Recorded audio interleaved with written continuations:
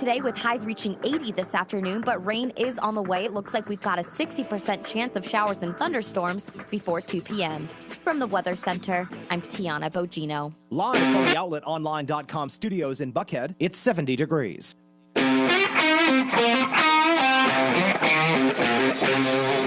Welcome to the Abhi Golhar Show on Biz 1190 and Biz1190.com. Daily interviews with Atlanta's most successful entrepreneurs, business owners, and executives. Listen in weekdays at 8 a.m. and 6 p.m. as Abhi and his guests talk entrepreneurship, technology, business growth, and strategy. Insight and conversation to help you reach your goals. It's the kind of show you can't afford to miss. Here now, your biggest fan, Abhi Golhar. What's up, Atlanta? It's Abhi, and I'll tell you something. I'm feeling this rain is kind of making me really enjoy working indoors. You know, I'm originally from the Midwest, and I love the snow. Like, you can call it for what it is. That's just what I do. I love the snow. I love the cold. That's just the type of person I am. But when it rains, it makes me really just want to hone in on my work and just read a bunch of stuff and just get stuff done. So I am working on getting that done today for you. My first guest for the show today is Dan Celia. And listen, you're going to have questions for me throughout the show. You're going to have questions for Dan throughout the show. Get in touch with me at abhigolhar.com. Get in touch with Dan at financialissues.org. And a quick little brief intro about Dan Celia. He's the president and CEO of Financial Issues Stewardship Ministries. That's FISM, again, financialissues.org. And he, on a very daily basis, addresses very important financial headlines and takes calls from around the country on his daily radio show and television program, Financial Issues Live, which airs on more than 600 stations. And he focuses on financial stewardship every single day when talking to thousands who want to honor God with their finances. He also often educates listeners about his stock sell list, encouraging those who strive to be biblically responsible with their investing to sell certain stocks based on the company's involvement in immoral, anti-biblical issues such as having a stake, etc. So I'm really excited to have this conversation because, you know, for me, the idea of millennial investing has come to the forefront of my conversations with a lot of folks, Dan, and I want to get your thoughts on that. But tell me a little bit about what's unique about Financial Issues and your investing advice compared to others in the financial advising world, because as you know, in the financial advising world, it's a very interesting world to be in, and everybody has their opinion on what you should do and what you shouldn't do, etc. Abhi, first of all, it's great to be with you. I sure do appreciate it, and happy to be on now in Atlanta there, and it's all right, hot Atlanta, except not hot Atlanta today. It's rainy Atlanta.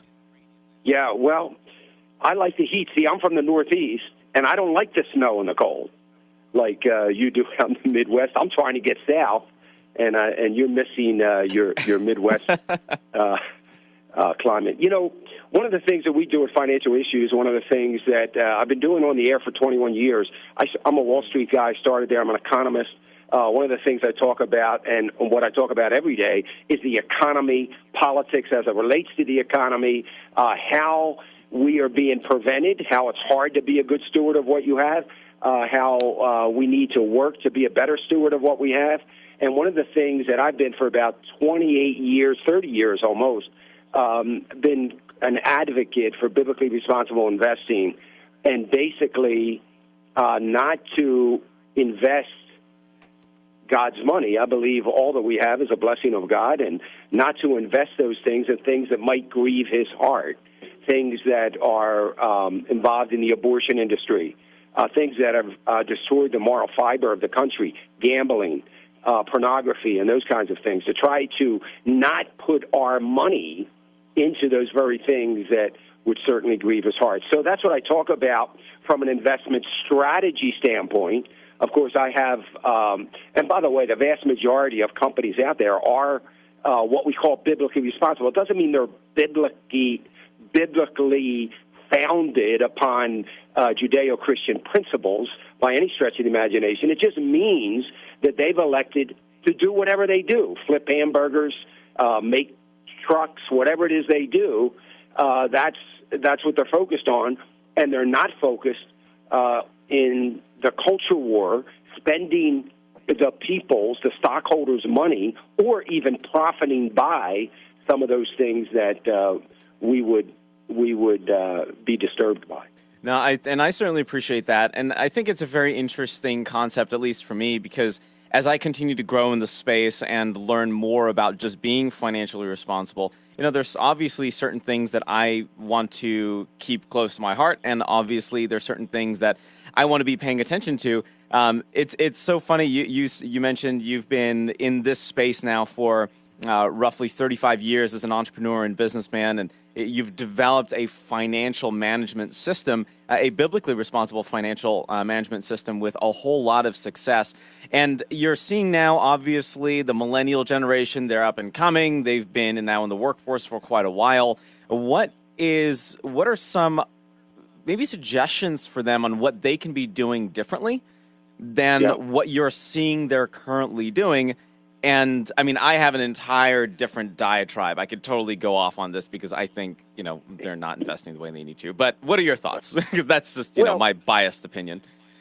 First of all, one of the things that millennials tend to do, and our millennial audience is growing dramatically. We have some great, some millennials that have just really grabbed a hold of this. But, one of the things they do is they're chasing this get-rich-quick kind of ideas. I'm going to put all my money in Bitcoin. It's going to go to $1 million, and I'm not going to have to work so hard the rest of my life. Yeah. Or I'm going to chase the newest, greatest technology that I'm going to put all my money into their stock because Tesla is going to take us to the moon, and we're going to ride that wave or whatever it is. They tend to gravitate to the things that are on the front page of Money Magazine, that people are talking about. Forget about the fundamentals. Right. Everybody's moving in this direction. Everybody's buying Bitcoin. Everybody is excited about Tesla or whatever else it might be. So that's the biggest mistake everybody makes. But I think the millennial generation seems to be a little bit more prone to that. They're finally getting started. They're out of school. They're working. They're making a little bit of money. They are very motivated, which is wonderful, that they want to get ahead as quick as they can and so on and so forth. But they also come from a generation of instant gratification. Yes. And, I want it now kind of thing. And the Bible tells us a little by little wealth grows. And it says little by little a number of times through Scripture. Yep. And, I used to tell my kids, Abhi, growing up, that, look, it takes a lot of crumbs to make a loaf. Yep. If you're not happy with the crumbs, you're never going to have a loaf. That's You're right. never going to have it. And so, little by little, be happy with where we are, but don't chase the big, secure, good, solid, fundamentally solid kinds of investments, and you're going to do a whole lot better. And if you can add to that those investments that are not grieving the heart of God with what they're doing with their money or how they're earning their money, then all the better. Now, I'm 100% with you. I mean, I think it's a very... do you then see a similarity, and I'm probably going to be called out everywhere on social media right now because we're live on Instagram and Facebook, but do you see a correlation between millennials and lemmings currently with like this Bitcoin thing or anything that's the new hot topic for the month? Well, I mean, a correlation as far as they're gravitating to it and being a part of it. Yes.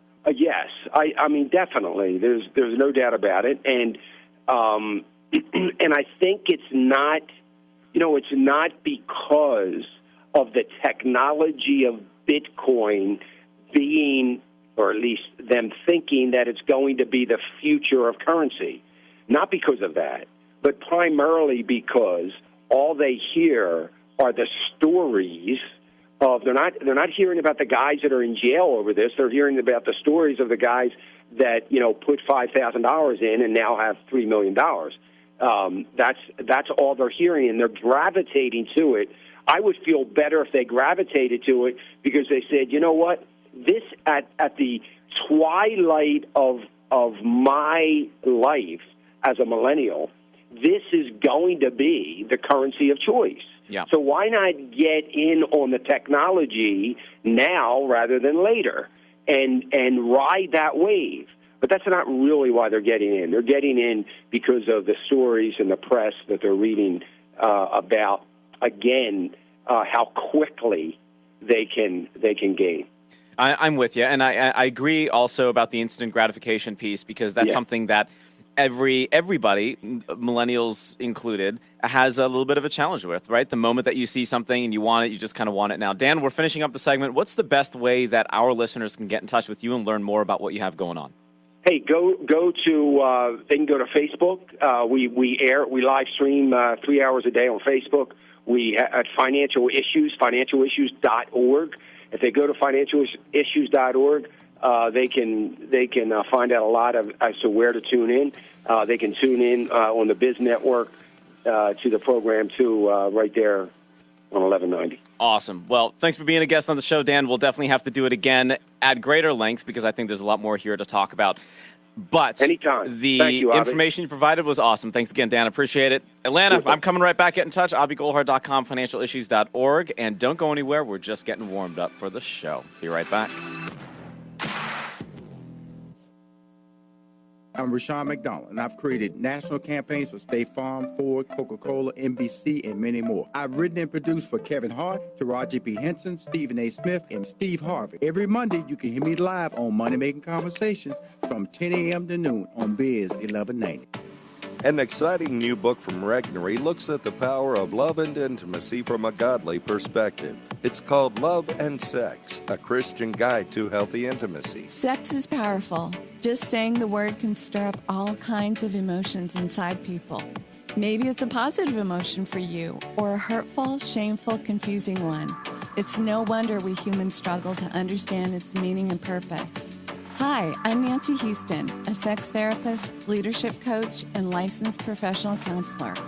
After counseling hundreds of clients about the topic of intimacy, I decided to write Love and Sex, a Christian guide to healthy intimacy. Love and Sex is filled with life-changing, compelling stories to help us all reconnect to love, and is biblically based on the truths of God's Word. Get your copy now of best-selling author Nancy Houston's compelling new book, Love and Sex, a Christian guide to healthy intimacy. Available now at Amazon, Barnes & Noble, and wherever books are sold. Dad, what are you doing? Cramming for college. I'm the one going to college. Yeah, but we need to figure out how we're going to pay for it all. Discover Student Loans. Discover does student loans? Yeah, they're one of the top student loan lenders in the country. It takes 15 minutes or less to apply, and there are no fees for the life of the loan. Best of all, I can earn cash rewards if I get good grades. Really? Yeah, we still have time to apply and get a great rate. So I can just chill. College kids still say that, right? No one says that, Dad. Really? Yeah. Visit discoverstudentloans.com to apply today. Limitations apply. Hey, it's Brian Crabtree, and we're back. The realestateexperts.com real estate show with my wife, Mackenzie, and me, Saturdays, 9 o'clock, AM 920, The Answer, and Biz 1190, Sundays at 10, as we stir up Atlanta real estate. Join us, won't you?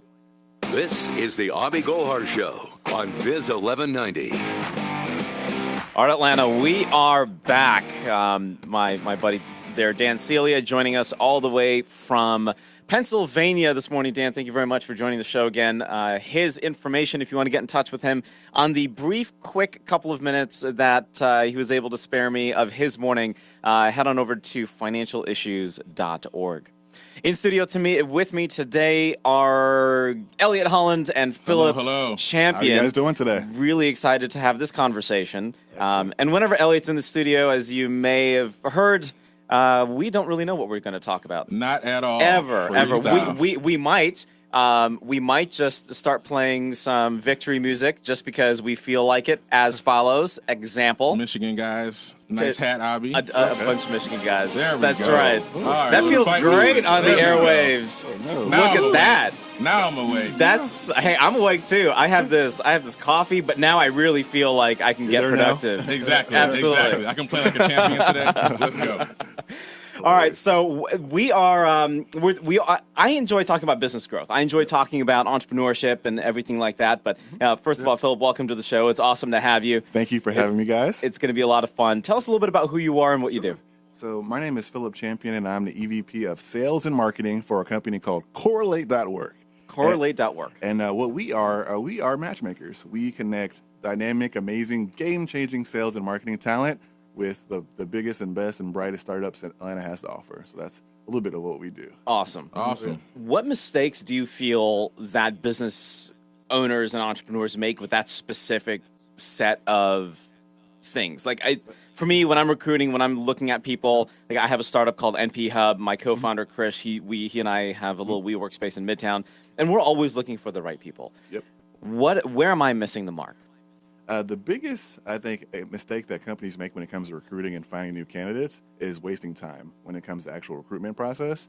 A lot of companies drag their feet when it comes to finding amazing sales talent. They find a guy they like him, but they don't move quickly in the interview process. What tends to happen is if they're a great sales candidate or a great marketing candidate, a lot of companies are looking at that particular candidate, and you typically lose out when it comes to finding those candidates and actually getting them on board. So I think the biggest mistake that companies make is just wasting time when it comes to actually bringing talent on board. I'd say that's the biggest mistake I see so far. Gotcha. Yeah. Do you have a specific market focus? Are you like in the plumbing industry? Do you only find folks for that? Marketing? Are you tech? Are you? Sure. Yeah, so I only work with technology companies with employees of 100 employees or less. Okay. They have to be funded. They have to have a little bit of money to pay us. Yeah, for sure. Very important. Might want to say that again. Yeah, so we don't work with startups that are bootstrapping, but if you have Yeah. funds and you're willing to pay, and you have 100 employees or less, that's our sweet spot. Awesome. What inspired you to get into this business? Because it's a very unique business to get involved in. So most of my career, I was a software salesperson. So I sold software to companies kind of like myself. Yeah. And what I realized in having conversations with C-level executives is that I used to think these guys are really smart, but they're not as smart as you think they are. You know. So what I realized is that I could have these high-level C-level conversations. And working for other people, I realized that I wasn't getting paid, the amount I should be getting paid relative to my talent. So it came to a point where I decided that, I'm kind of smart. I'm good with people. I'm good at building relationships. Why not do it for myself? And being that I'm young enough, if I do it and fail, at least I have a little bit of time to bounce back. Yeah. Before it's all said and done. But that's what kind of got me into the space. Hey, Philip, let me ask you this. So when you got started and recognized sort of the issue was that people were taking too long to go after top quality talent or sort of wasting their time, how did you start in terms of setting up your company to solve that specific problem? Because clearly, I would imagine your competitors don't want to take a long time. But if you're focused on a particular service thing that you're doing better than others, how did you deliver that when you first got started? So actually, when we first got started, it's actually myself and my two co-founders, Yannick Michel and Shantara Trodi. And we initially started, we were not planning on doing a service or recruiting at all. Initially, we were planning on building our own CRM system. And selling that to small businesses and companies who are kind of our niche target. Okay. But what ended up happening is that, one day I just got really frustrated in working for a startup that I was working for, and I decided, I'm just going to go out and leap on faith. Now is the time to call everybody out by name. Exactly. All your old pals. No, I'm totally. I don't do that. Bad idea. I don't burn bridges. Right, let's do this.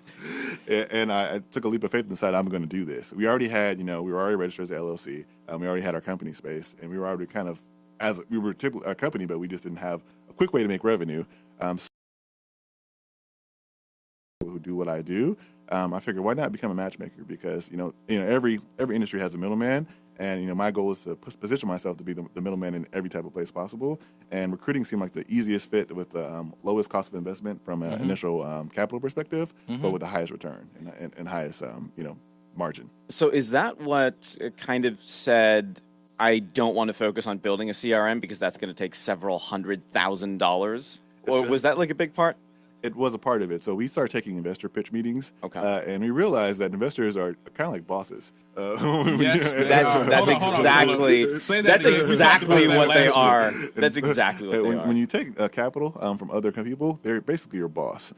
So we started talking to these people and realized as we were digging deeper into these conversations that these guys were actually acting like our bosses and had a lot of stipulations of what we should and shouldn't do. And I realized that we can do this ourselves. We just got to find a way to find capital. Right. And that's what we did. Right, Elliot, you and I have talked about this on multiple occasions on the show. Yeah. Do you need capital to get started? Right. And I think if you are a seasoned business owner, well, let's answer that question. I'll have you answer this question, Elliot. Yeah. One from a new entrepreneur perspective, because that's what, like, when you started, Philip, you were new and you were looking for investment capital, right? Exactly. Yep. But then you also have your pro-business guy or gal that's been around for 20, 30 years. I interviewed Dexter Caffey yesterday, a great friend of mine. He's been in business for 20-plus years, and he knows like how he can move his capital into finding other sources of revenue and building that out and investing it back into his company. Cool. Yep.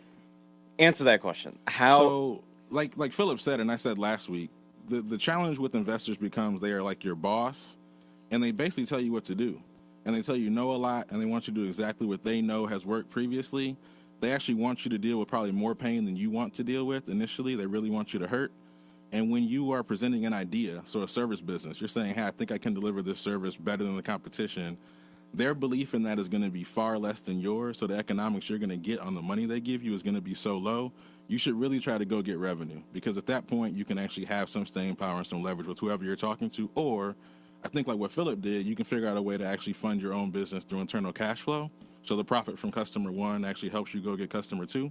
And then you actually own your own business 100% and nobody tells you what to do. So to piggyback on that question, and this is kind of for you, Philip, is the staying power for you, did that then change when you decided to shelf your idea on the CRM piece and then go more onto the recruiting side?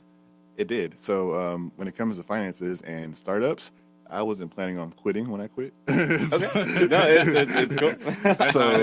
So it was definitely some fairly lean times in the past couple of years, a lot of sacrifice, a lot of struggle, a lot of personal sacrifices that I had to make to make my business happen.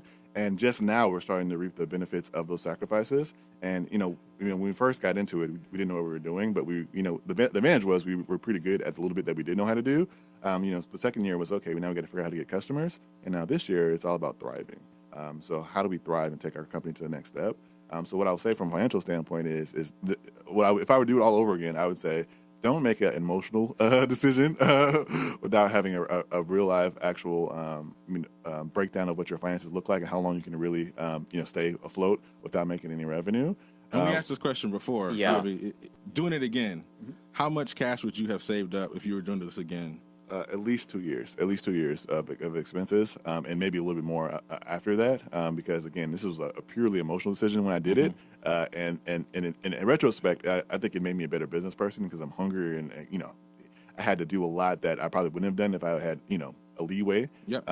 But in the end, if I had to do it over again from a less stressful perspective, I would have at least 2 years that saved up. That would have been a smarter decision. That's fair. I mean, you need the runway, right? Exactly. You need the runway plus contingency. We talk about this all the time, Elliot. All the time. Even in our offline meetings when we're talking about business acquisitions and things, it's what do we really need and what do we need to sustain? Because ultimately what, right? Like you're building a business and the last thing that you need to worry about is where money's going to come from. Exactly. So that, right? And cash is like oxygen. That's right. You can't function without it. That's exactly. right. And you're a horrible negotiator, horrible prospector, horrible deliverer of services when you're broke. That's What do you think about ramen noodles? That's terrible.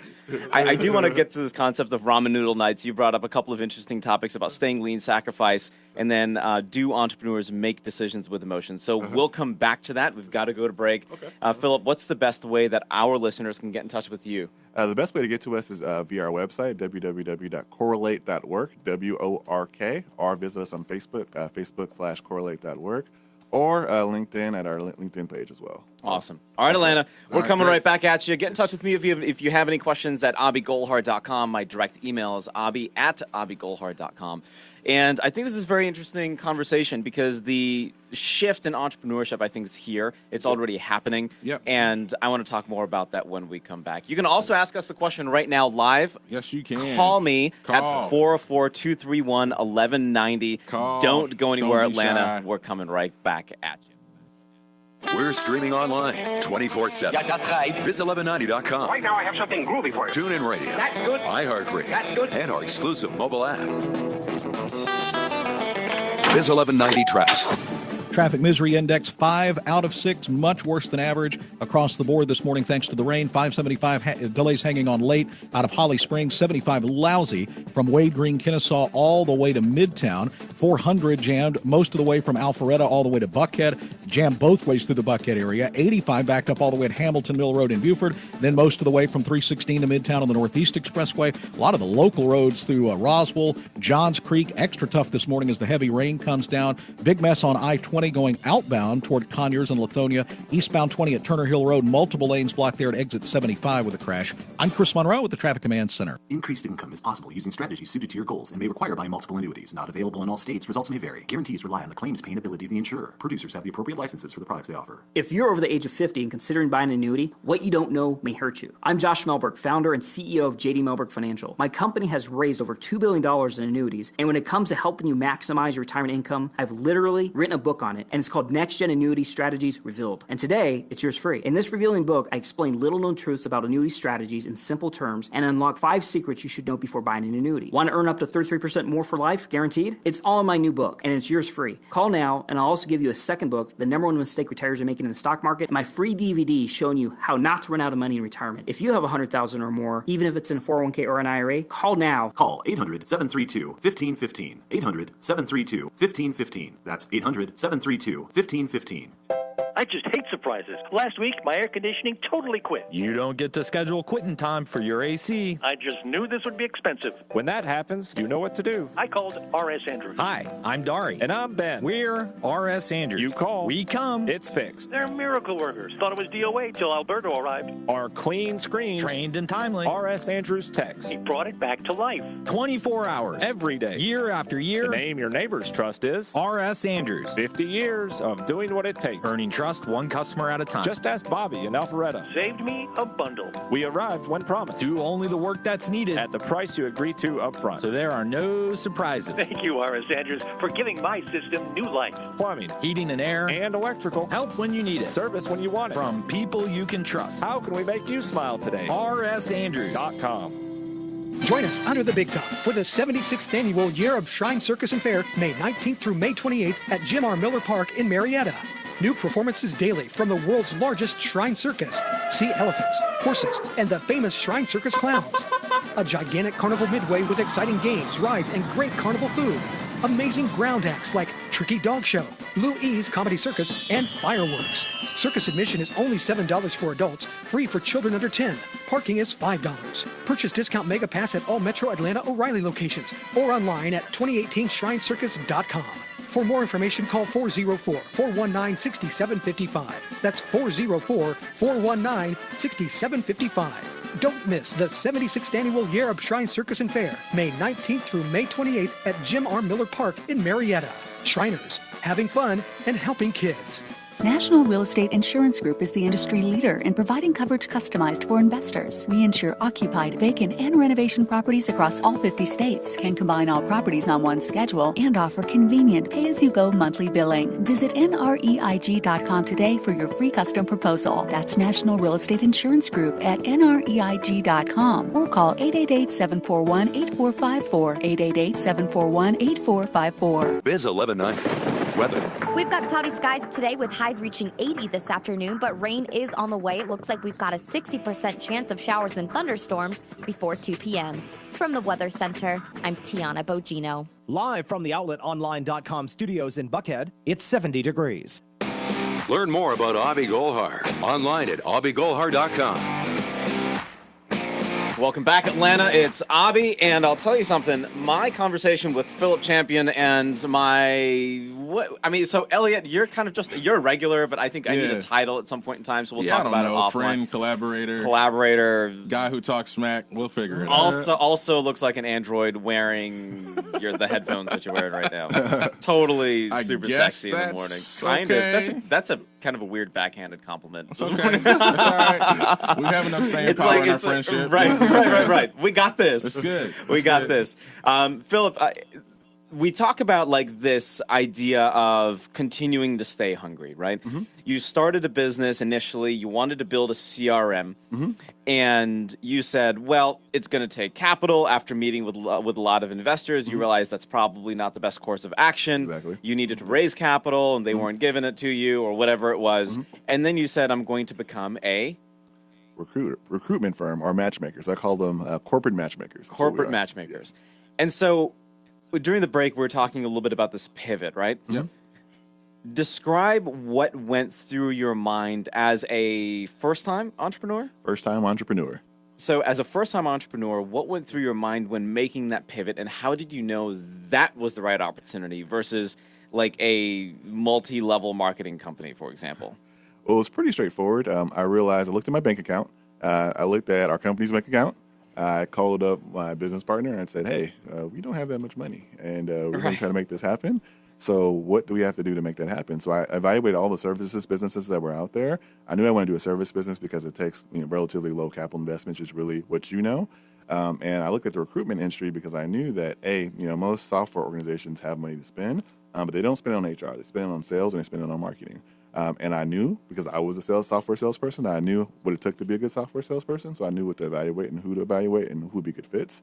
But I also had a pretty strong community of people who I knew in town because we all hang out together. Yeah. And that was an easy pivot. So I decided I want to become a matchmaker. I wanted to be a person who was the middle person between finding amazing sales talent and connecting them with amazing companies. And here we are now. That's awesome. Yeah.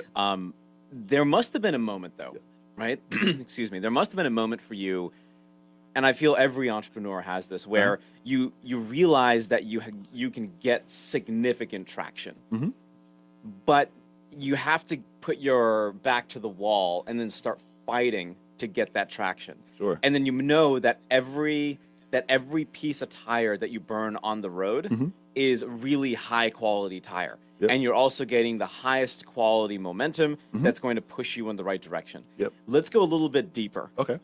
What was that moment for you when you realized, like, holy cow, like, this is a terrible position I've put myself in. I'm going to eat ramen noodles all day, every day. What's that story? So are you asking what's the low point in the super low point, depressing state? I'm happy to call your therapist, get them on the line. We can open this conversation totally up. There were a lot of low points, I would say. A lot of peaks and valleys throughout this whole process. I think probably the hardest low point is I was in a pretty long-term relationship throughout this process, and I realized in dating, women have certain expectations when you date with them, right? Take them out to eat, do all this kind of stuff. Are you sure? I'm kind of sure. Relatively sure. Relatively sure. And it got to a point where I knew the person I was dating, that she wanted to go out, she wanted to hang out, and it was like, I didn't really have money for that. I hadn't had a placement, is what we call them, in like 4 or 5 months, and I was on my last few dimes. And I was like, I felt really bad because I couldn't really do the things that I needed to do in a relationship from a financial perspective because I didn't have any money, and it was low. It was like, goodness gracious, am I doing the right things? Because, I came from a software sales background, so I wasn't broke before this, and it was like, okay, how do I go through this stuff, and that type of stuff, especially as a guy, because you're used to being a provider or you used to have the idea of being a provider and, having money to be able to do these things. It's like, dang, I'm making all these sacrifices. And what happens if it doesn't work? What happens if correlate.work doesn't, blow up? Is this all worth it? All these losses I'm taking, is that really worth it? And I don't know, now I look at it and I was like, well, that's just another, peak in another valley. But, you hope at the end of the day that this is for a win. And, 10 years from now, you're going to be like, yes, all that was worth it. What did you do in that moment when you were like, I can't afford to take my girl out. I'm broke. I'm dealing with sort of the self-doubt issues. I'm worried about finances. I'm worried about business success. I'm worried confidence about piece. Where would I do next? Do I have to go back? What propelled you to keep going forward as opposed to what happens with a lot of people is they go back to what they did before? I think for me, it was just the little wins that helped me out a lot. So in that particular instance, I remember she lived in an apartment complex, and right next to her apartment complex was a Publix. So I just walked from her apartment complex to the Publix.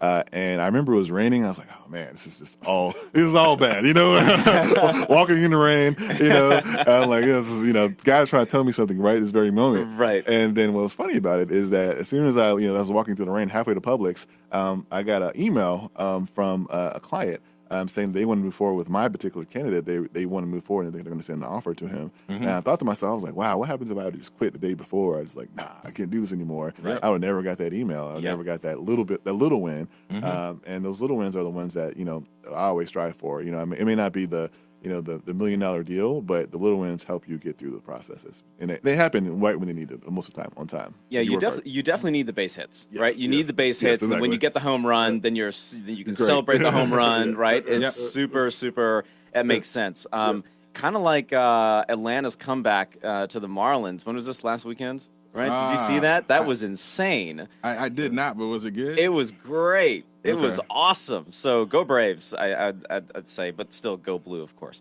I feel good about saying that. I feel really It's an good amazing about, thing to say. There's this sense of relaxation when it comes to that. Continuing to do it afraid. That's a very interesting concept. I've had a lot of guests on the show very recently talk about that. Doing it afraid. Do you feel as an entrepreneur now, going back, there were certain times when you were super scared and super afraid and you didn't know if this was the right decision to make? Yep. Do you think that it's okay to make decisions afraid? Do you think it's okay to be an entrepreneur afraid or not? I think there's pros and cons to it. I think you should use your fear or your anger, whatever emotion that you have, as actual fuel to fuel your daily processes, right? So it's not smart to make decisions afraid, but it is smart to use that fear as fuel to fuel your daily actions to ensure that you're successful. So as an example, at this point, I'm not afraid anymore of this business endeavor, but I am afraid of losing in the long run, right? So on a daily basis, my goal is to prove everyone wrong who ever doubted me. So every day, I use that fear of not winning and not be able to, I consider myself like a Draymond Green type. I love to talk trash. So if I can't talk trash, then I feel some kind of way. So I want to make sure that I work hard every day and have that fear of not being able to talk trash because I lost, to fuel me every day to do the daily tasks that are needed to win. Because for me, really business, all it is just working in the trenches. All the other stuff is glamorous, but what you do on a day-to-day basis ensures that you're successful. So I want to make sure that I'm making the phone calls, sending the emails, doing the blog posts, writing as much, whatever I have to do to be successful. I'm using that fear as the fuel to make that happen. What's your dream? My dream is just to be free. So it's not really about being a millionaire. It's not really being about, employing 100 employees. It's to be able to be free to do whatever I want to do whenever I want to do it, without any obligation to anyone else aside from my family and my friends. And that's why I work for myself. That's why I build my business, because I don't want to have to answer to investors. I don't want to have to answer to CEOs. All I want to answer is to myself and making sure that I'm doing everything successful, everything I need to do to be successful on a daily basis. And then, that should lead to my ultimate freedom to be able to do what I want. That's awesome. Great answer. And I can totally relate to that, right? I work with investors all the time. Hi, Dad. And it's that's right. You have to treat them accordingly. Yeah. And if you have the wrong type of investor, that's not you, Dad. If you have the wrong type of investor, whether it's venture capital, angel, whatever, it can become a very trudgingly terrible business to stay a part of every single day. Definitely. Right? Yeah. And that's not something that I feel we want to get tied to. Yeah. You might be listening and you're thinking to yourself, well, geez, I've built a business. It has the staying power. And I want to maybe exit. I want to exit, but I feel this gnawing sense of I'm doing what I like to do, but I could be doing what I love to do. And is that enough to quit, do you think, and transition or pivot to something else? Kind of like your CRM recruiting angle? Or do you feel like there's something else that's coming for you once you build this business that you're going to, you know what? Think about the answer. We have to go to break. Okay. Yeah, let's go to break. Go to first. break? Okay. I think that's a pretty... Okay. Yeah. Contact info, because I know there are folks listening that are going to say, I need Correlate in my life. So feel free to go to our website, www.correlate.work, or give us a call, 404-451-4378. Awesome, Atlanta. Well, I'll tell you something. I think the theme of my show has always been and always will be entrepreneurship, small business, especially for you locally here. Get in touch with me. The best way to do that is to go to abhigolhar.com or keep listening to the show. Call in 44231-1190 and pay attention, make money, and just thrive. I'll be right back. Are you worried about working till you drop, losing your job, or not being able to retire? Lifestyles Unlimited members learn how to leave those worries behind. Tune in to the Del Walmsley Radio Show and discover life-changing information, like the principles we use to provide for our families and run our businesses, why you should have real estate in your portfolio, 5 ways real estate makes you money, and a whole lot more. Listen to the Del Walmsley Radio Show. Weekdays at noon here on Biz 1190. Always right on the money.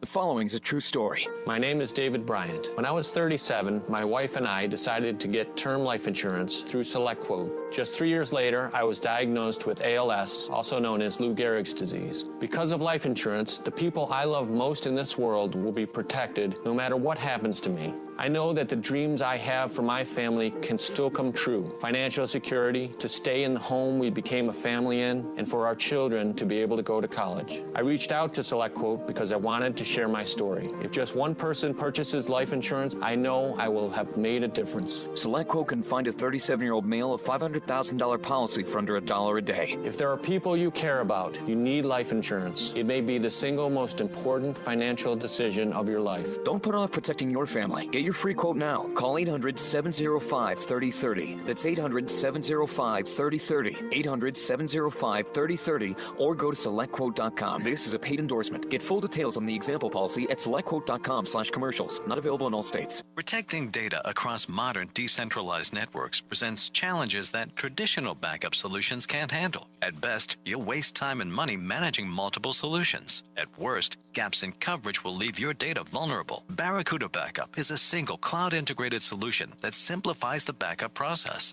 and allows data replication to anywhere on your network, a private cloud, Barracuda's cloud, or to the AWS public cloud. Reclaim your data. Try Barracuda Backup free at barracuda.com/backup. Shop Lowe's Memorial Day savings for great deals to update your home inside and out. Refresh your walls or renew your deck with $10 to $40 off select paint, primer, and stains.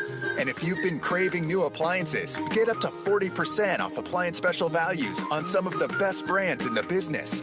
All projects have a starting point. Start with Lowe's. Paint offer valid through 5/30 and via rebate. Appliance offer valid through 6/6. Exclusions apply. See store for details. U.S. only. In my yard, I'm a grill master. But weeds have invaded this backyard barbecue kingdom. With Scott's Turf Builder Weed and Feed, you can thicken your lawn and kill over 50 pesky weeds guaranteed.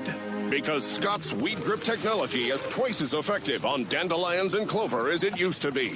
So you can defeat invaders and green up your grass. It's my secret recipe for a great-looking lawn. This is a Scott's Yard. Pick up a bag of Scott's Weed and Feed today. This is the Abhi Golhar Show on Biz 1190.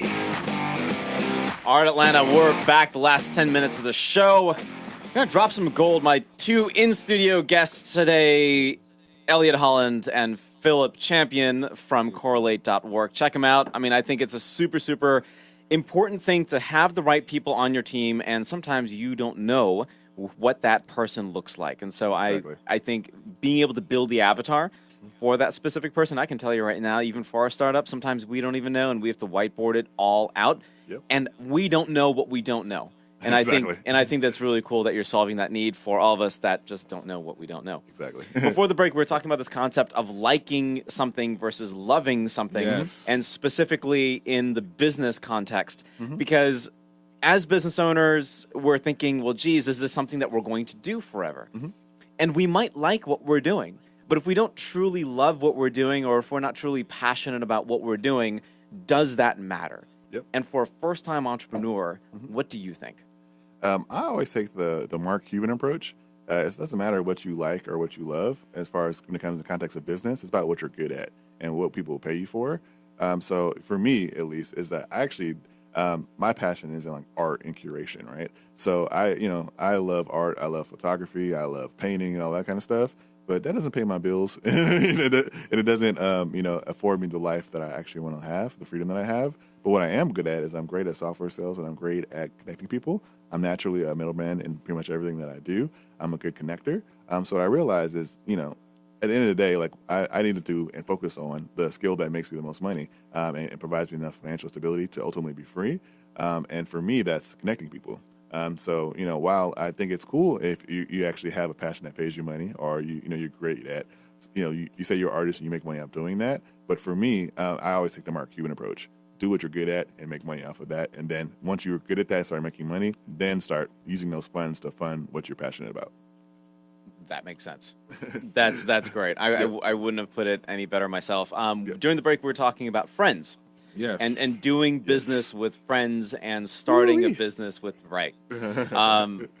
I have a very interesting policy about this, but I want to hear yours first. Sure. So I didn't have a policy about it at first. I just thought, I thought it'd be cool to have, start with your friends. And it is actually, it's actually a great thing because, I started business with my two best friends, Shantara Trodi and Yannick Michel. And it's interesting because I've seen how we've grown as people throughout this process. I've seen how our relationships have grown. And I've definitely learned a lot of, developed a lot in regards to how I communicate with people who I'm comfortable with. Because, before, my friends know me as a guy who will drop like 4 F-bombs at one time to get something done. Right. And that doesn't always work when it comes to your best friends, right? They don't always react well in those type of situations. So I've actually come across as actually more passive than I normally am in the past with trying to communicate with them because I want to preserve the friendship. And I realized it has to take a balance, right? You can't be too passive, but you can't be too hard. And it really has helped my interpersonal skills. And at the end of the day, I look at our business as not just a business for me to be free, but an opportunity to make my friends be free as well. And it's really my responsibility because I'm the salesperson, so I'm the one who drives revenue. But I feel like it's almost like I'm actually thankful to be in partners with my best friends because I feel like it drives me more because I'm like, hey, I want to be free too, but if I want to bring my friends with me, so I have to make sure that I'm bringing in as much revenue as possible. Yeah, I'm kind of a hypocrite. Okay. When it comes to this, just being honest, I generally don't like doing business with my friends. Really? Okay. Because I feel like relationships, if there's an exit strategy that's unfortunate, then that friendship will go sour, and my friendship with people mean more to me than anything. Yep. And there are 2 exceptions to this rule, maybe 3 exceptions, hence me being a hypocrite, right? I would say my co-founder of NP Hub, Krish. I would say Elliot, sitting in the studio today, and my business partner Wald on the real estate side. Yep. I would feel they're my friends first, yep. right? And I feel like managing these relationships is really fun. You definitely have to make sure that you're not PC, but you feel like you have the flexibility to say what you want, but you have to do it in a way that's very empowering. Exactly. Instead of being like that business alpha leader, just kind of yelling at people and dropping the words that you don't want to drop. Elliot, what do you think about that? I mean, you've had relationships, you've had great relationships. I've had good situations, bad situations, everything in between. Everything in between. And it's interesting because people ask me why would you ever do business with a friend or a mentor again? But the reality is I have worst issues with people who I don't trust or don't know, and who show up one way and end up being a totally different way. And you have, LLCs together, you have business together. Now dissolving something requires you actually working on a project with someone who you don't really know or trust. Yeah. So I am actually allocating a disproportionate amount of my time to working with friends and people I trust as a result, and just having to manage the friendship first. So I think all of my business doings are sort of friendship centric. And hopefully we make money together, but if it gets sideways, then just revert to the friendship. Yep. I like it. Yep. The word hustle has been used a lot. Hustle. Right? Hustle. Real hard. Yeah. Really all the time, for the last year and a half or so. What does that word mean to you? I think hustle means the ability to envision ways to generate revenue that are outside the box. And in that, also applying the daily things that are needed to make sure that vision happens. So as an example, I was just in Miami this past week, right? And it's so amazing going to Miami because everyone there drives Land Rovers, Range Rovers, Maybachs, G-Wagon trucks. Right. And what I realized is that I have a good friend. She works for Rick Ross. And Rick Ross owns a whole bunch of Wingstops. And what's funny about this is she manages these Wingstops, and one of the assistant managers makes no more than $30,000 a year. But he drives a BMW X5, and it makes you. And we don't know how he makes his money, but it makes me think that whatever he's doing to make the additional money, he is smart enough to figure out another way that's out of the norm to generate revenue and opportunity. But he also has the hustle or the grit to be able to do what's needed daily to make that happen. So hustle to me means to be able to find a way to make revenue that's outside the norm and do the day-to-day tasks to make sure that vision is realized. Do you think that that's required? Like, do you think the individual that has the BMW X5, right? Yeah, Right now, with entrepreneurs that are starting their businesses, just like you, obviously you need to start looking for multiple streams of income almost immediately. Right? A, how does one do that? And B, where do you put your time and energy into finding these types of opportunities? Are they within your company, or do you look for them externally? Are you investing like in real estate, for example, that everybody's talking about? How does that's a plug for my daily radio show at 3 p.m. called Think Realty Radio. So check it out every day at 3 p.m. That's hustle. That's total hustle right there. There you go. But what do you think? I think it's important to have multiple streams of income, and it's actually something I'm trying to figure out now. Right? Is like, what do I need to do, and how do I how do I manage my time where I'm always making income, no matter what's going on with Correlate.work? So to answer your question, yes, I would do it internally and externally. So we're exploring multiple ways to make money outside of our recruitment services right now, in reselling software, as well as working individually with candidates, kind of helping them, basically like on the part of matchmaking services, making them look pretty for their eventual date. And then on the other end is how do you develop skill sets that pay you outside of that? So on the other side of that is I'm also learning how to become a web developer. So learning the code and doing all the external things that are necessary to make that happen. So 6 months from now, I'm going to have 2 interesting skills that can play off each other, or go one way or the other. So that's how I'm doing it. That's fair. We have 30 seconds before we have to wrap up the show. Give me your 30 seconds on what you feel investing means to you. Because you're a millennial, you're a young guy, you're starting a business. I need to know this. So investing means investing into yourself, investing in your skill set, investing in the people around you, investing in your family and your friends, and making sure that you invest your time to ensure that you are as successful as possible in whatever endeavor that you choose to move forward with. Wise words. Wise words. That was nice. Elliot, you got 15 seconds. Elliot Holland here. I have a consulting company, Peachtree Strategy. We help founder-led companies grow and be better. You can reach me at eholland@peachtreestrategy.co. Or look me up on Facebook as you see me on live. All right, Atlanta, that's the show. Philip from Correlate.work. Thank you very much for coming in on the show. Elliot, it's been awesome as always. Thank you. Listen in tomorrow again, Atlanta, about business stuff. Stuff is a technical term that I like to use about everything that you need to know to rock your world. I'll see ya.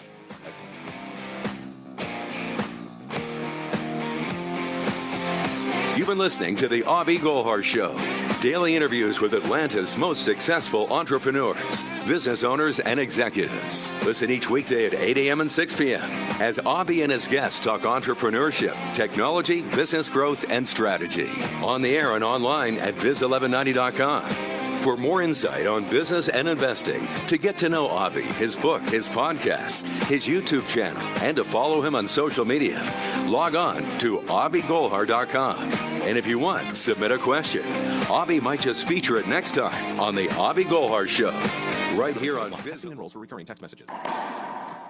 Nice game. Man, you're really playing hard today. Yeah, shows what a great night's sleep will do. Since I started using Z-Quiet for my snoring, there's no more waking up getting elbowed, and no more moving to the couch in the middle of the night. For the first time in years, the snoring's gone, and my wife and I both wake up feeling great. It's amazing, so easy to use, and it worked the very first night. I'm Dan Webster, co-founder of Z-Quiet. For years, I was off my game due to snoring. My wife Trina and I were desperate for a solution, and we found it with Z-Quiet. There's nothing better than waking up feeling rested, happy, and best of all, in the same bed. So if you're ready to score extra points in the bedroom, get Z-Quiet. Z-Quiet fits both men and women, and right now you can try it risk-free for a full 30 days for just $9.95. Just text SLEEP to 246810 or go to getzquiet.com. Text SLEEP to 246810 or go to getzquiet.com. WAFS Atlanta, a division of Salem Media Group. WFS HFN, HD3S, on the NASDAQ as SALM, Biz 1190.